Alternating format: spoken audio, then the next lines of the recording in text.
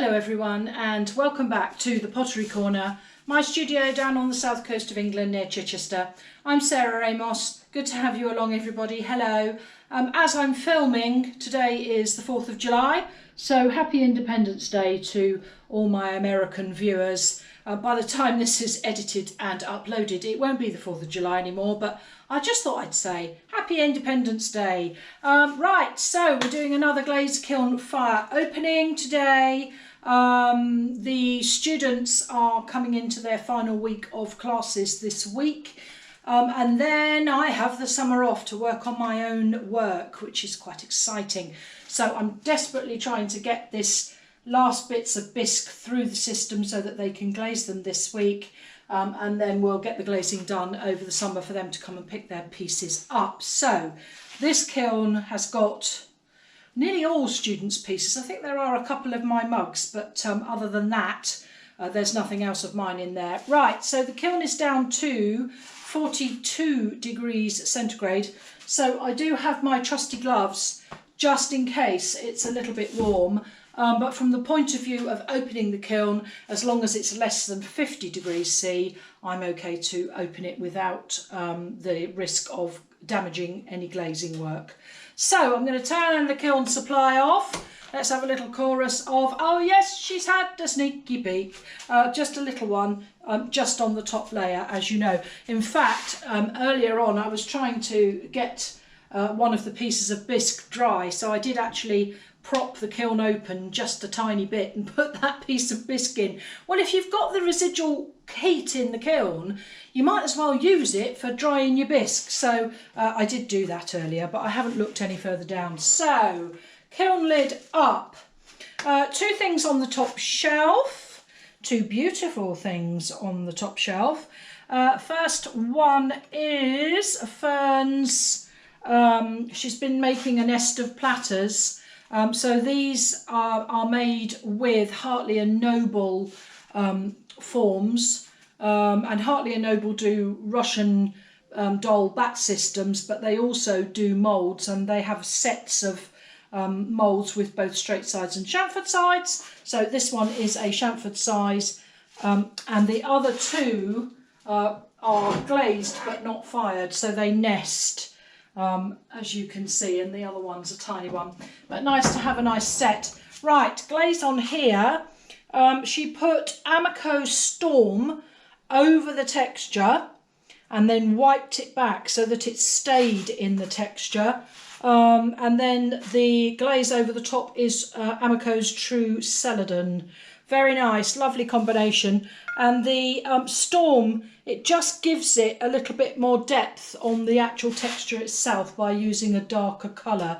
And this particular roller that she's used on here was one of Joe's rollers. So those of you who've been following me for a long time will know that we lost my friend Joe, and I inherited all her texture. So it's really nice when the students use it. And it's a silicone paint roller with this beautiful meadow pattern on. So yes, we use that one in the studio a lot, and I know those who view regularly will have seen it before. So that's really very nice. Lovely, lovely. She'll be pleased with that.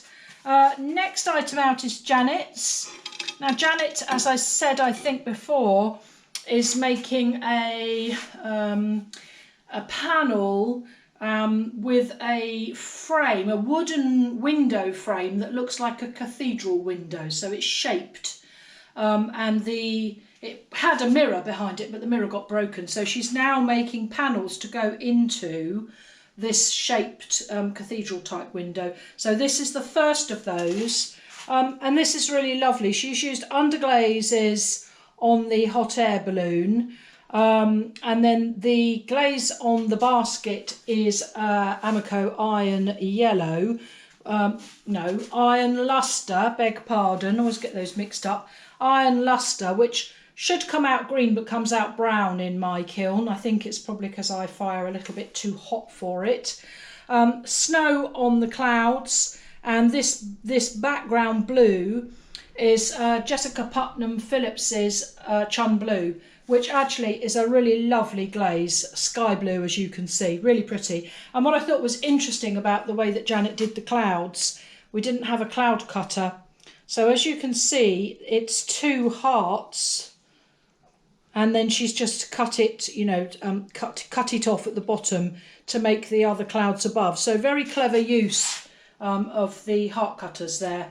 Really nice. And as I say, you'll see the panels as they come through, and there's more bits and pieces waiting to go into the bisque from that project. So you'll see those as they come through in future videos. Right, I'm going to move the shelf. Okay, ooh, yes, interesting.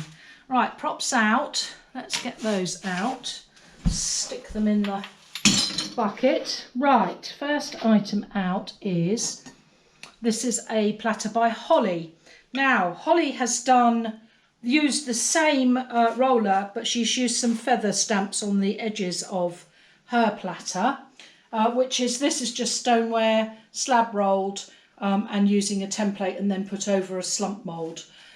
So she's actually picked out the colours a little bit more. So she's painted on mulberry and True Celadon. That one is Raspberry Mist by Mayco. This is Amaco Pear, the lime green colour. And then this is Amaco Marigold. And she's put them on, placed them on, and then wiped them back. And then we have a transparent glaze over the top. Isn't that pretty? Very summery, a lovely summery bowl. You could put anything in there. Be nice with soft fruit in it. Be nice with sort of, I don't know, strawberries or raspberries or something out of the garden. Really nice. She'll like that. It's very pretty. Lovely. Well done. That's a goodie. Quite a clever idea to actually pick out the detail in different colours. So I haven't seen anybody do that before. So that was good. This one is Jill's. And I think on the last kiln opening video, the other 2 of Jill's pots came out, and she's actually going to use, she's made some hydrangea heads. And again, if you haven't seen those, they're on previous kiln opening videos, to go onto there to have little pots on her dressing table. Really nice. Now, the glaze combination on here, quite interesting, as you can see. I hope you can pick out that sort of definition on the side. It's really nice. This is Amaco Sahara Torquoise, which is a matte turquoise glaze, with Mayco's Seasalt, which again is a matte glaze, 2 coats of each. So the turquoise is underneath and the sea salt's on the top. Really nice, actually. Very nice. But as that's quite thick, there are a couple of very tiny pinholes on there. Doesn't really detract from it. But yes, that's really nice. And it's interesting where it reacts with the 2 glazes react together. So yes, very nice. And as I say, that's going onto her dressing table. So lovely colour for a bedroom. Next is actually one of mine, and I can already see, I've been trying to combine Mayco's Winterwood with Mayco's Aurora Green, because as you will know if you watch John the Potter's videos, he uses that combination quite a bit. I have to say that every time I have used it, it has dripped. So this time, she says, I put 2 cookies on here. So I used a larger cookie because I kind of thought that little thing's going to stick. And it has actually dripped. I hope you can see just there. But there is a smaller cookie under there. So actually, quite clever. I should be able to just knock that cookie off with a hammer and save this mug by using a Dremel. Quite nice, quite like that effect. It's unusual, isn't it, with the Aurora Green and Winterwood, and quite nice inside too. So yeah, I'm quite pleased with that. I'm glad I tried it again, because after the last one, which was a disaster, where it stuck to the cookie and everything, and of course when I knocked the cookie off, it basically took half the bottom of the pot off, which is never a good look. But actually I'm quite pleased that I tried that again. It'll just take me a couple of minutes just to knock that off and use the Dremel, and then that will be good to go. So yeah, pretty good that. This is one of Sarah's thrown bowls. that she threw at home. Glaze combination is Amaco's Cobalt with Amaco's Seaweed with a little bit of overlap, and then snow inside and seaweed on the rim. But, eagle-eyed of you, there's a crack here, and there's an S, just a little bit of an S crack. This, I have to say, is a little bit thick on the base, so unfortunately, yeah, she's got a problem with that one, which is a shame. So she'll have to make one of her 3 children another bowl, because the other 2 are in here. But I quite like that glaze combination. There probably isn't enough seaweed on there. It's gone sort of a bit sort of brown, and really what we wanted was a little bit more sort of dragging. So yes, I think the answer to that is it probably needed a bit more seaweed. But with an S crack in the middle, there's not a lot of point in trying to salvage that.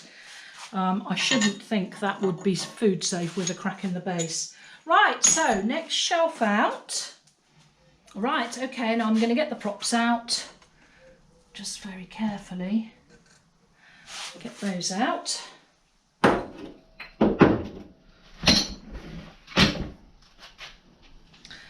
So these are the other 2 of Sarah's thrown bowls.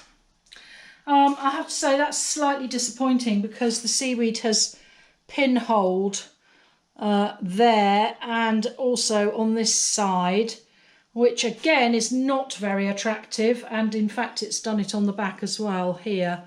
So I would say not enough seaweed on there, so we might try putting something else over the top of that and refiring them. And indeed this one is the 3rd of those. It just got caught on something on the rim, so just a tiny bit of dremeling to do on there. Again, very tiny pinholes.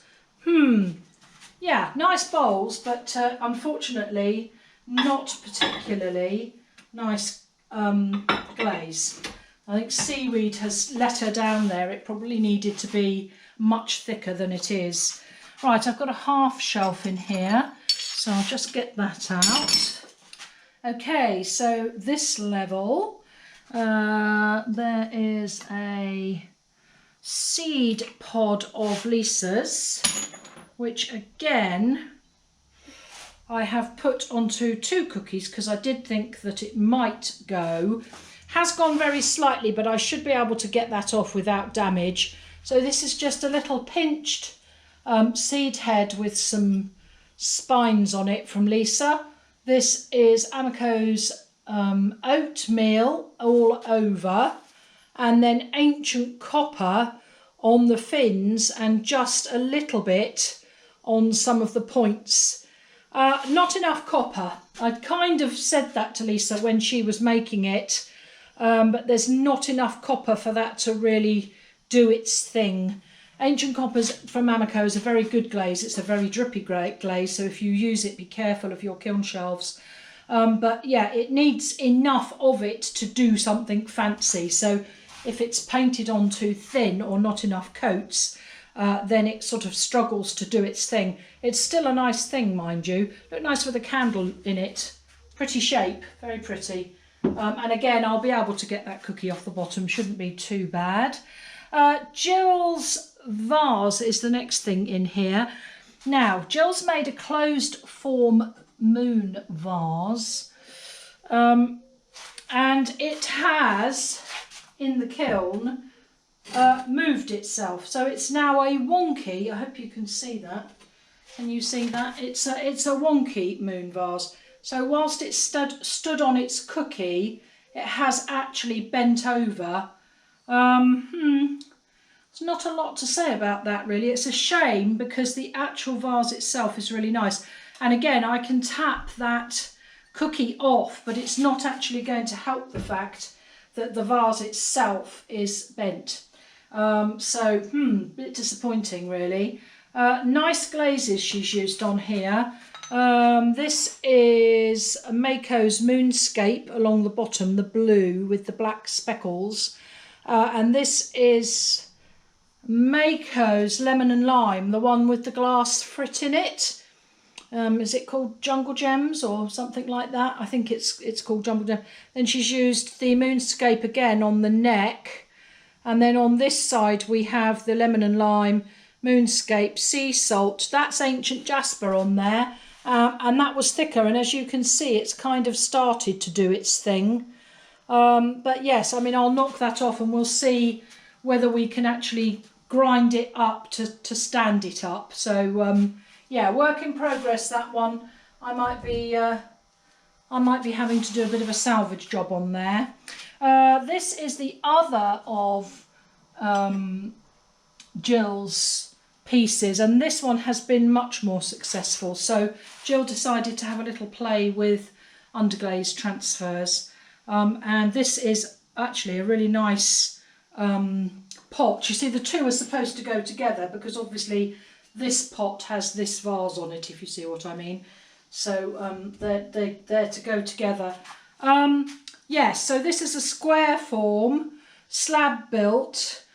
She's going to put a test tube in the top to put a single flower in. Although we have actually glazed it with a transparent glaze inside, so it is functional. She could use it as a vase. Yeah, really nice actually. Quite like the combination of glaze over the underglaze transfer. Interesting textures and bits and pieces on there. Really nice colour actually. Yeah, it's nice. Very sweet. I'm afraid to say I can't tell you what those glazes are because I can't remember. I know that there is.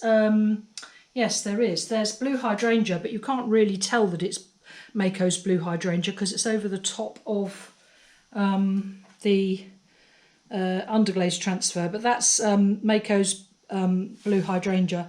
But oh yeah, that's Goth Iris. So that's Mayco again. That's a Jungle Gems Goth Iris on the top there, over the top. Again, that's one that has the glass in, so you get the speckles, which is really very nice. So yeah, very nice, like that. Hope the test tube fits in it. Next is Janet's. Oh yeah, that's lovely. Oh, she's going to be really chuffed with that. Well done, Janet. That's lovely. Slab built, square pot, square vase. Inside we have Mayco's Seasalt. Outside we have Amaco's Smoke, which is a grey Celadon glaze. It's nice. And Janet has put some detail on this side. Now this apparently is a village called Morton.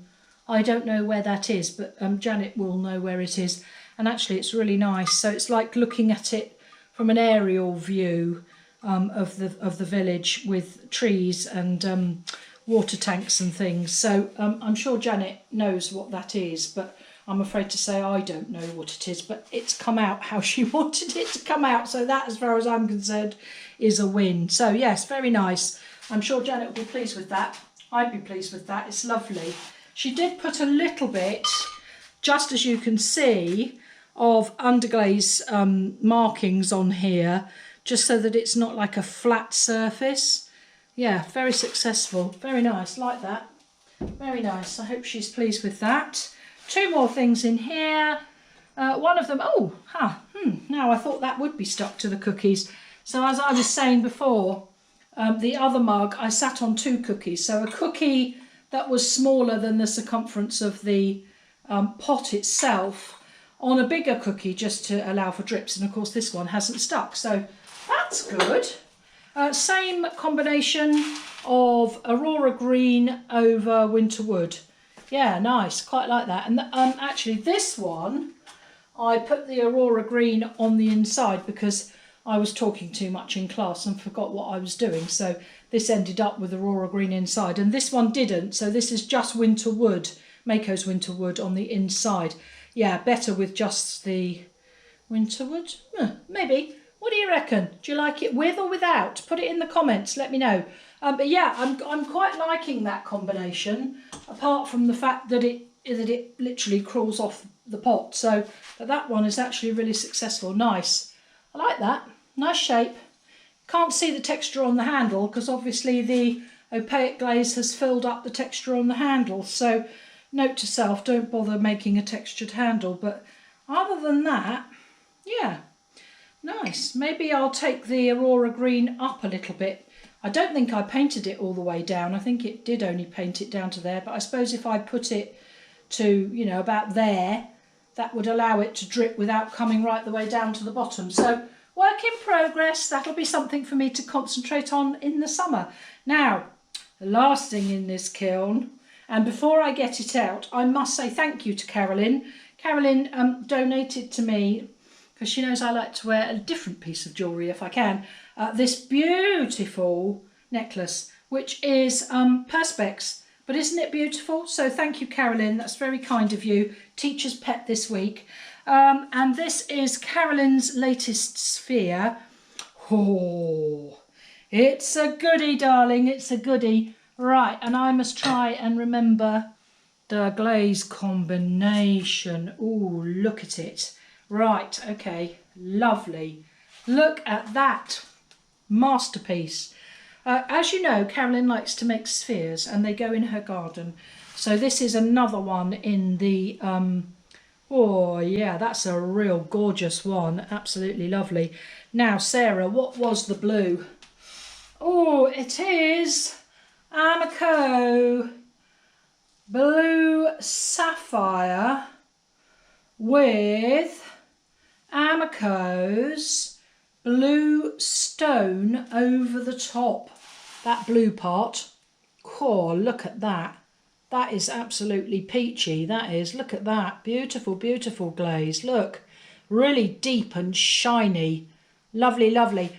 The green part up here is Amaco's textured turquoise, which she has also just used a henna bottle between the berries on the top, just to make sure that there's no white showing on the top there. And then, of course, on the top is Carolyn's favourite glaze, which is Amaco Palladium. I don't think in all the time that Carolyn's been coming here that she's ever made anything without palladium, but I have to say she does use it to very good effect. This one, Carolyn, my favourite by far. Beautiful, beautiful, beautiful. And she has one more upstairs that she's currently glazing. So yeah, that's peachy. And if I can just hold it this way round just to show you all that beautiful glaze detail. Look at that. Oh, it's a stunner. It's a stunner. So well done, Carolyn, and thank you again for the necklace. That's very kind of you. Right, okay, a few things to do. I think I will just do Student of the Week. Well, after praising it so highly, I think it goes to the lovely Carolyn for this beautiful sphere. So well done, Carolyn. Student of the Week for you this week. That really is beautiful. And yeah, I know you really like the glazing part of the process. Some people like the making, some people like the glazing, and you're definitely smashing it with that one. Right, so I'm just going to put the kiln lid down, grab my glasses, because you know what's coming next. I've had some lovely messages again this week.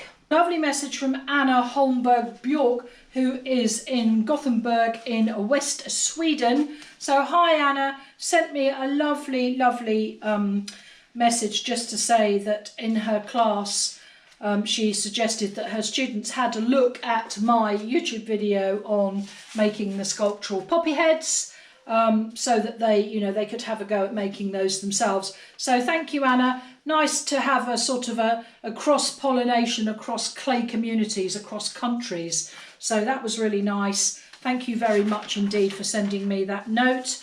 This one is from Heidi Dirksen. Hello, Heidi. And she ordered the Wonky Pot template to make some Wonky Pots. The Wonky Pot template is in my Etsy shop. And also, big news, fanfare. There is now a digital version of the Wonky Pot template. So all you lovely viewers who are viewing from across the world no longer have to pay the postage. So there is a downloadable digital version of the Wonky Pot template, and you can print it out at home and then make it in whatever you want, whether you want to make it in some stiff cardboard or maybe craft foam or some such thing that you can then keep your template and use it over and over again. So do have a look at the Etsy shop. The link to the shop is in the description below, so do have a look at that. So Heidi said that she used the Wonky Pot template to make a mug. Actually, it's really nice. The texture on there is really nice. This is in its greenware state. So yeah, very nice texture on there, Heidi. Thank you for buying the template and thank you for sending me that photo. I had a message from Chris Pellow, who's in Scotland, in FASSFERN? Hello, Chris. Thank you very much for sending me this message. We were talking last video about the chap who asked should he put glaze over underglaze, or should he had a colour of underglaze that he didn't like, should he put glaze over it or should he try and re-underglaze it? And Chris replied to that both on the YouTube comments and sent me a picture to say that she has multiple colours of slip and then she puts glaze over the top. So that's quite interesting. And this one, again, same process, multiple slips with glaze over. So yeah, very nice. So thank you, Chris, for taking the time to send me that. This one is from Malika Hakimi, who is in the south of France. I bet it's nice down there this summer. I really enjoyed your YouTube video about the poppy heads, and she would like to share her poppy heads with gratitude. Thank you very much, Malika. And this is what she has made from the, again, the sculptural poppy head video. If you haven't seen that, have a look on the playlists. Yeah, very nice, aren't they? Lovely, nice shape. Well done, that's really well done. So thank you for sending me those pictures. This is from Petra Smid. And she said, thank you for your videos. She's made some poppy heads and also some spheres. These are lovely. So she says she's got to decorate a big garden and the spheres are beautiful in that landscape.